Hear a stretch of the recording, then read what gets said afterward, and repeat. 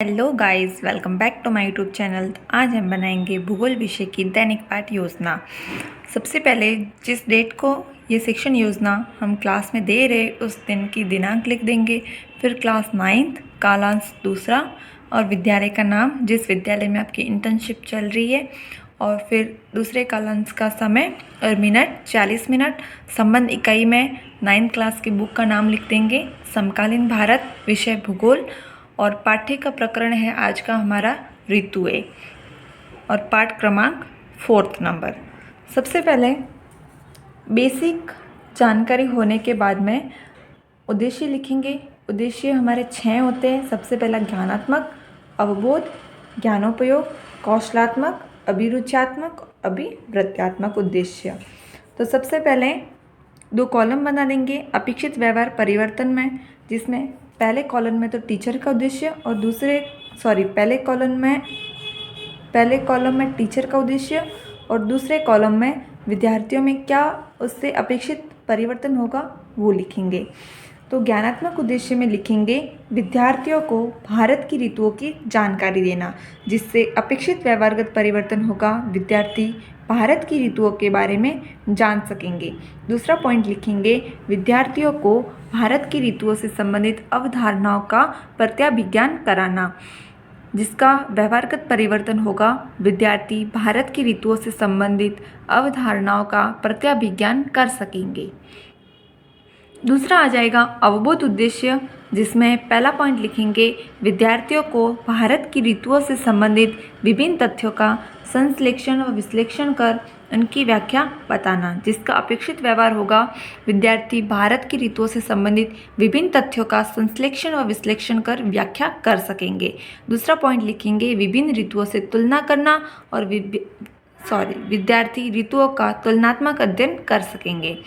तीसरा आ जाएगा ज्ञानोपयोग उद्देश्य, जिसमें पहला पॉइंट लिखेंगे विद्यार्थियों को भारत की ऋतुओं ग्रीष्म, शीत, वर्षा की भारत की अर्थव्यवस्था में योगदान तथा इनसे होने वाले जलवायु परिवर्तन को बताना, जिसका अपेक्षित व्यवहार परिवर्तन होगा।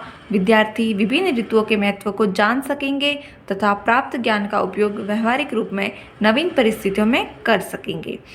चौथा उद्देश्य आ जाएगा कौशलात्मक उद्देश्य, जिसका पहला पॉइंट लिखेंगे विद्यार्थियों में भारत की ऋतुओं से संबंधित विभिन्न तथ्यों तथा उनकी सीमाओं का अंकन मानचित्र में दर्शाने की कुशलता प्रदान करना, जिसका अपेक्षित व्यवहार परिवर्तन लिखेंगे विद्यार्थी ऋतुओं के विभिन्न तत्वों का वर्गीकरण मानचित्र के माध्यम से दर्शाने में कुशलता प्राप्त कर सकेंगे। दूसरा पॉइंट लिखेंगे छात्रों को ऋतु के बारे में चार्ट से समझाना, और इस तरफ लिखेंगे छात्र ऋतुओं को चार्ट द्वारा प्रदर्शित कर सकेंगे। नेक्स्ट आ जाएगा हमारा अभिरुचात्मक उद्देश्य, जिसका पहला पॉइंट लिखेंगे विद्यार्थियों में भारत की ऋतुओं के अध्ययन के प्रति रुचि जागृत करना, जिसका व्यवहारगत परिवर्तन होगा। विद्यार्थी भारत की ऋतुओं के अध्ययन में रुचि ले सकेंगे। दूसरा पॉइंट विद्यार्थियों का ध्यान वर्तमान में हो रही जलवायु से संबंधित घटनाओं की ओर आकर्षित करना, जिसका अपेक्षित व्यवहार परिवर्तन में लिखेंगे विद्यार्थी ऋतुओं के कारण होने वाली जलवायु परिवर्तन संबंधी घटनाओं पर विचार विमर्श कर सकेंगे। लास्ट आएगा हमारा अभिवृत्त्यात्मक उद्देश्य, जिसमें लिखेंगे विद्यार्थियों में भारत की ऋतुओं के प्रति वैज्ञानिक दृष्टिकोण विकसित करना, जिसका अपेक्षित व्यवहार परिवर्तन लिखेंगे विद्यार्थी भारत की ऋतुओं के प्रति वैज्ञानिक दृष्टिकोण विकसित कर सकेंगे। दूसरा पॉइंट लिखेंगे विद्यार्थियों में अध्ययन की आदत का विकास करना, और दूसरा पॉइंट इस तरफ अपेक्षित व्यवहार परिवर्तन में होगा विद्यार्थी भारत की ऋतुओं से संबंधित तथ्यों के प्रति समीक्षात्मक दृष्टिकोण का निर्वाह कर सकेंगे। तो इस प्रकार से हमारे 6 उद्देश्य हो जाएंगे, जिसको इस प्रकार से लिखना है। सबसे पहले ज्ञानात्मक, फिर अवबोध, ज्ञानोपयोग, कौशलात्मक, अभिरुचात्मक और अभिवृत्त्यात्मक उद्देश्य। उद्देश्य होने के बाद में सबसे पहले सहायक सामग्री को लिखेंगे, जिसमें लिखेंगे संकेतक, चौक, रंगीन चौक, ग्लोब, रेखाचित्र, मानचित्र, चार्ट एवं अन्य कक्षापयोगी शिक्षण सहायक सामग्री। शिक्षण विधि में लिखेंगे व्याख्यान विधि, प्रश्नोत्तर विधि, कथन विधि और प्रदर्शन विधि भी लिख सकते हैं। पूर्व ज्ञान में लिखेंगे विद्यार्थी ऋतुओं के बारे में सामान्य जानकारी रखते हैं। उसके बाद में प्रस्तावना के प्रश्न आ जाएंगे, जिसमें एक तरफ छात्राध्यापिका क्रिया और दूसरी तरफ छात्र अनुक्रिया लिखेंगे। पहला क्वेश्चन करेंगे, भारत के अधिकांश लोग किस कार्य में संलग्न हैं? तो बच्चे आंसर करेंगे कि खेती या कृषि में। दूसरा क्वेश्चन करेंगे कि कृषि में कौन कौन सी फसलें आती हैं? तो बच्चे आंसर करेंगे गेहूँ, बाजरा, जौ, मक्का आदि। तीसरा क्वेश्चन करेंगे, बाजरा किस प्रकार की फसल है? तो आंसर आ जाएगा खरीफ की फसल। नेक्स्ट क्वेश्चन करेंगे, खरीफ की फसल किस ऋतु में बोई जाती है? तो बच्चे आंसर करेंगे वर्षा ऋतु में। फिर हमारा नेक्स्ट क्वेश्चन होगा कि वर्षा ऋतु व अन्य ऋतुओं के बारे में आप क्या जानते हो?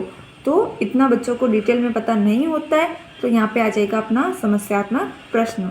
प्रस्तावना के प्रश्न अधिकतम 5 और न्यूनतम भी 5, अर्थात 5 ही करने, ना 5 से कम ना 5 से ज़्यादा करने।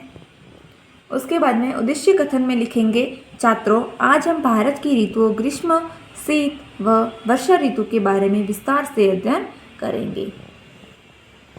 तत्पश्चात हमारा प्रस्तुतिकरण आएगा, जिसमें सबसे पहला टॉपिक हम लेंगे शीत ऋतु। तो अध्यापन बिंदु में यहाँ पर शीत ऋतु लिखना है और उससे संबंधित विकासात्मक प्रश्न करेंगे। विकासात्मक प्रश्न 3 या 4 करने, इससे ज़्यादा नहीं करने, न्यूनतम 3 और अधिकतम 4। पहला क्वेश्चन करेंगे, हम ऊनी कपड़े क्यों पहनते हैं? तो बच्चे आंसर करेंगे ठंड से बचने के लिए। दूसरा क्वेश्चन करेंगे, हमें ठंड का एहसास किस ऋतु में होता है? तो बच्चे आंसर करेंगे शीत ऋतु में। तो तीसरा क्वेश्चन करेंगे कि शीत ऋतु में तापमान की स्थिति क्या रहती है? तो इतना एग्जैक्ट बच्चों को पता नहीं होता, इसलिए यहाँ पे जो छात्र क्रिया इसमें लिखेंगे, विद्यार्थी उत्तर देने का प्रयास करते हैं। फिर आ जाएगा छात्राध्यापिका कथन। तो इसमें लिखेंगे, उत्तरी भारत में शीत ऋतु मध्य नवंबर से आरंभ होकर फरवरी तक रहती हैं। भारत के उत्तरी भाग में दिसंबर एवं जनवरी सबसे ठंडे महीने होते हैं। पूर्वी तट पर चेन्नई का तापमान 24 डिग्री सेल्सियस से 25 डिग्री सेल्सियस के बीच होता है, जबकि उत्तरी मैदान में यह 10 डिग्री सेल्सियस से 15 डिग्री सेल्सियस के बीच होता है। इस ऋतु में देश में उत्तर पूर्वी व्यापारिक पवनें प्रवाहित होती हैं। ये स्थल से समुद्र की ओर बहती हैं। देश के उत्तरी भाग में एक कमजोर उच्च दाब का क्षेत्र बन जाता है, जिसमें हल्की पवनें इस क्षेत्र से बाहर की ओर प्रवाहित होती हैं। सामान्यतः इस मौसम में आसमान साफ, तापमान तथा आर्द्रता कम एवं पवनें शिथिल तथा परिवर्तित होती हैं। शीत ऋतु में उत्तरी मैदानों में पश्चिम एवं उत्तर पश्चिम से चक्रवाती विक्षोभ का अंतर्वाह विशेष लक्षण हैं। यद्यपि शीतकाल में वर्षा, जिसे स्थानीय तौर पर मावट कहा जाता है। इस प्रकार से छात्राध्यापिका कथन हमारा हो जाएगा पूरा। और छात्र क्रिया में लिखेंगे, छात्र ध्यानपूर्वक सुनेंगे, समझेंगे व महत्वपूर्ण अंशों को अपने उत्तर पुस्तिका में लिखेंगे। श्यामपट्ट सारांश में जो इस टॉपिक में से जो मेन पॉइंट है वो यहाँ पर ब्लैक बोर्ड पे लिखना है। तो ब्लैक बोर्ड वाला जो पार्ट है वो श्यामपट्ट सारांश में चिपका देंगे। तो इस प्रकार से शीत ऋतु हेडिंग डाल के मध्य नवंबर से फरवरी तक, दिसंबर एवं जनवरी सबसे ठंडे महीने, पूर्वी तट का तापमान, उत्तरी मैदान का तापमान और शीतकाल में होने वाली वर्षा मावट कहलाती है। यानी कि इसमें जो भी मेन पॉइंट है वो सारे यहाँ पे लिखने हैं। इसके बाद में हमारे बोध प्रश्न आ जाएंगे, जिसमें पहला क्वेश्चन करेंगे, शीत ऋतु किस महीने में रहती है? तो बच्चे आंसर करेंगे मध्य नवंबर से आरंभ होकर फरवरी तक। नेक्स्ट क्वेश्चन करेंगे कि भारत के उत्तरी भाग में कौन से महीने सबसे ठंडे होते हैं? तो बच्चे आंसर करेंगे दिसंबर एवं जनवरी। नेक्स्ट, पूर्वी तट पर शीत ऋतु में औसत तापमान कितना होता है? तो छात्र क्रिया में लिखेंगे 24 डिग्री सेल्सियस से 25 डिग्री सेल्सियस। नेक्स्ट, उत्तरी मैदान में शीत ऋतु में औसत तापमान कितना होता है? छात्र क्रिया में लिखेंगे 10 डिग्री सेल्सियस से 15 डिग्री सेल्सियस। नेक्स्ट क्वेश्चन, शीत ऋतु में कौन सी पवनें प्रवाहित होती है? तो आंसर उत्तर पूर्वी व्यापारिक पवनें। नेक्स्ट क्वेश्चन, शीत ऋतु में मौसम कैसा होता है? तो आंसर करेंगे आसमान साफ, तापमान तथा आर्द्रता कम एवं पवनें शिथिल। नेक्स्ट क्वेश्चन, शीत ऋतु में होने वाली वर्षा क्या कहलाती है? बच्चे आंसर करेंगे मावट। इस प्रकार से हमारी शीत ऋतु का टॉपिक हो जाएगा कंप्लीट। और नेक्स्ट टॉपिक हमारा आ जाएगा ग्रीष्म ऋतु। जिस प्रकार से शीत ऋतु में विकासात्मक प्रश्न किए थे, उसी प्रकार ग्रीष्म ऋतु के भी विकासात्मक प्रश्न करेंगे। सबसे पहले अध्यापन बिंदु वाले कॉलम में ग्रीष्म ऋतु का नाम लिखेंगे और फिर छात्राध्यापिका क्रिया वाले कॉलम में विकासात्मक प्रश्नों में पहला क्वेश्चन करेंगे हम कूलर, पंखे, एसी क्यों चलाते हैं? तो आंसर आएगा गर्मी से बचने के लिए। नेक्स्ट क्वेश्चन करेंगे गर्मी किस ऋतु में पड़ती है? तो बच्चे आंसर करेंगे ग्रीष्म ऋतु में। तीसरा क्वेश्चन करेंगे कि ग्रीष्म ऋतु में तापमान की क्या स्थिति रहती है? तो उसका आ जाएगा निरुत्तर, यानी कि बच्चों को इसका मालूम नहीं होता है। फिर छात्राध्यापिका कथन में लिखेंगे ग्रीष्म ऋतु मार्च से मई तक रहती है।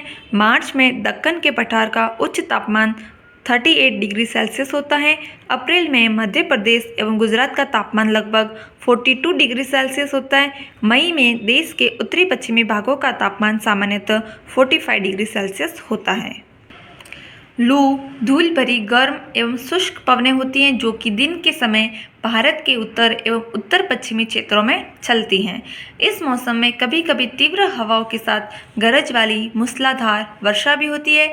इसके साथ प्राय हिमवृष्टि भी होती है। वैशाख के महीने में होने के कारण पश्चिम बंगाल में इसे काल वैशाखी कहा जाता है। ग्रीष्म ऋतु के अंत में कर्नाटक एवं केरल में प्राय पूर्व मानसूनी वर्षा होती है और इसे आम्र वर्षा भी कहा जाता है। ये तो हो गया छात्राध्यापिका क्रिया वाला कॉलम। फिर छात्र क्रिया वाले कॉलम में लिखेंगे छात्र ध्यानपूर्वक सुनेंगे, समझेंगे व महत्वपूर्ण अंशों को अपनी उत्तर पुस्तिका में लिखेंगे।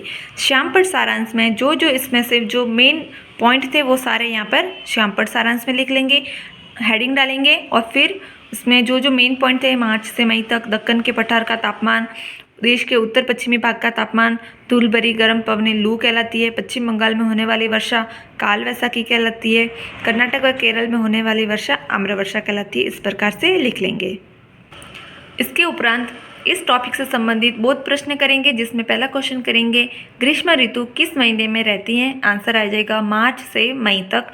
दूसरा क्वेश्चन मार्च में दक्कन के पठार का उच्च तापमान कितना होता है? तो छात्र क्रिया में लिखेंगे 38 डिग्री सेल्सियस। तीसरा क्वेश्चन ग्रीष्म ऋतु में चलने वाली धूल भरी गर्म व शुष्क पवनें क्या कहलाती है? आंसर आ जाएगा लू। फोर्थ क्वेश्चन पश्चिम बंगाल में होने वाली वर्षा क्या कहलाती है? तो आंसर आएगा काल वैशाखी। नेक्स्ट क्वेश्चन कर्नाटक व केरल में होने वाली पूर्व मानसूनी वर्षा क्या कहलाती है? आंसर आ जाएगा आम्र वर्षा। नेक्स्ट क्वेश्चन मई में देश के उत्तर पश्चिमी भागों का तापमान सामान्यतः कितना रहता है? तो आंसर आ जाएगा 45 डिग्री सेल्सियस। शीत ऋतु और ग्रीष्म ऋतु के बाद में वर्षा ऋतु के बारे में लिखेंगे। तो अध्यापन बिंदु के कॉलम में वर्षा ऋतु लिखेंगे और छात्राध्यापिका क्रिया में विकासात्मक प्रश्नों में प्रश्न करेंगे। पहला क्वेश्चन कृषि के लिए क्या क्या आवश्यक है? तो छात्र क्रिया में लिखेंगे बीज, भूमि, जल इत्यादि। नेक्स्ट क्वेश्चन करेंगे कि जल कैसे प्राप्त होता है? तो बच्चे कहेंगे कि वर्षा के माध्यम से होता है। तो फिर नेक्स्ट क्वेश्चन करेंगे कि वर्षा ऋतु का प्रारंभ किस महीने से होता है? तो इसका आंसर ज़्यादातर बच्चों को पता नहीं होता तो निरुत्तर लिख लेंगे। फिर छात्राध्यापिका क्रिया लिखेंगे। छात्राध्यापिका का जो कॉलम है उसमें जून के प्रारंभ में उत्तरी मैदानों में निम्न दाब की अवस्था तीव्र हो जाती है। ये दक्षिणी गोलार्ध की व्यापारिक पवनों को आकर्षित करता है। मौसम के प्रारंभ में पश्चिमी घाट के पवनमुखी भागों में भारी वर्षा 250 सेंटीमीटर से अधिक होती है। इस मौसम की अधिकतर वर्षा देश के उत्तरी पूर्वी भागों में होती है। खासी पहाड़ी के दक्षिणी श्रृंखला में स्थित मासिनराम विश्व में सबसे अधिक औसत वर्षा प्राप्त करता है। जब मानसून के गर्त का अक्ष मैदान के ऊपर होता है तब इन भागों में अच्छी वर्षा होती है। दूसरी ओर जब अक्ष हिमालय के समीप चला जाता है तब मैदानों में लंबे समय तक शुष्क अवस्था रहती है तथा हिमालय की नदियों के पर्वतीय जलग्रहण क्षेत्रों में विस्तृत वर्षा होती है। इस भारी वर्षा के कारण मैदानी क्षेत्रों में विनाशकारी बाढ़ें आती हैं। छात्र क्रिया में लिखेंगे छात्र ध्यानपूर्वक सुनेंगे, समझेंगे व महत्वपूर्ण तथ्यों को अपनी उत्तर पुस्तिका में लिखेंगे। श्यामपट सारांश वाले कॉलम में जो इसमें से मेन पॉइंट थे वो श्यामपट पे लिखेंगे। टॉपिक डाल देंगे वर्षा ऋतु, जून में प्रारंभ, सर्वाधिक वर्षा उत्तर पूर्वी भागों में और सर्वाधिक वर्षा वाला स्थान हो जाएगा मासिनराम 250 सेंटीमीटर जो कि खासी पहाड़ी श्रृंखला में स्थित है। उसके बाद में सहायक सामग्री जो है उसमें वर्षा का वितरण, भारत का मैप यहाँ पे ये लगा देंगे जिसमें यहाँ पे संकेत हो जाएगा 200 सेंटीमीटर से अधिक वर्षा वाला क्षेत्र, 100 से 200 सेंटीमीटर वाला क्षेत्र, 50 से 100 सेंटीमीटर वाला क्षेत्र और 50 सेंटीमीटर से कम वर्षा वाला क्षेत्र। तो इस प्रकार से वर्षा का वितरण का मैप श्यामपट सारांश और सहायक सामग्री वाले कॉलम में लगा देंगे। इसके उपरांत बोध प्रश्न किए जाएंगे। तो छात्राध्यापिका क्रिया में क्वेश्चन लिखेंगे और छात्र क्रिया में आंसर। पहला क्वेश्चन करेंगे, वर्षा ऋतु का प्रारंभ किस महीने से होता है? आंसर करेंगे बच्चे जून के प्रारंभ से। नेक्स्ट क्वेश्चन करेंगे, मौसम के प्रारंभ में पश्चिमी घाट में औसत वर्षा कितनी होती है? आंसर आ जाएगा 250 सेंटीमीटर से अधिक। तीसरा क्वेश्चन करेंगे, विश्व की सबसे अधिक वर्षा कहाँ होती है? तो आंसर आ जाएगा मासिनराम। फोर्थ क्वेश्चन करेंगे, मासिनराम कहाँ स्थित है? तो आंसर आ जाएगा खासी पहाड़ियों में। नेक्स्ट क्वेश्चन करेंगे, मैदानी क्षेत्रों में बाढ़ का क्या कारण है? तो आंसर आएगा हिमालय की नदियों के पर्वतीय जलग्रहण क्षेत्र में विस्तृत वर्षा। नेक्स्ट क्वेश्चन करेंगे, अच्छी वर्षा होने का क्या कारण है? तो छात्र क्रिया में लिखेंगे मानसून के गर्त का अक्ष मैदान के ऊपर होना। नेक्स्ट क्वेश्चन करेंगे, अधिकतर वर्षा देश के किस भाग में होती है? तो आंसर आ जाएगा उत्तर पूर्वी भाग में। फिर पुनरावृत्ति और मूल्यांकन प्रश्नों में इन तीनों टॉपिक से रिलेटेड 2-2 क्वेश्चन करेंगे ताकि बच्चों को टॉपिक क्लियर हो जाएगा। तो पुनरावृत्ति और मूल्यांकन प्रश्नों में अपनी डायरी में सारे टॉपिक से रिलेटेड 2-2 क्वेश्चन लिखने हैं।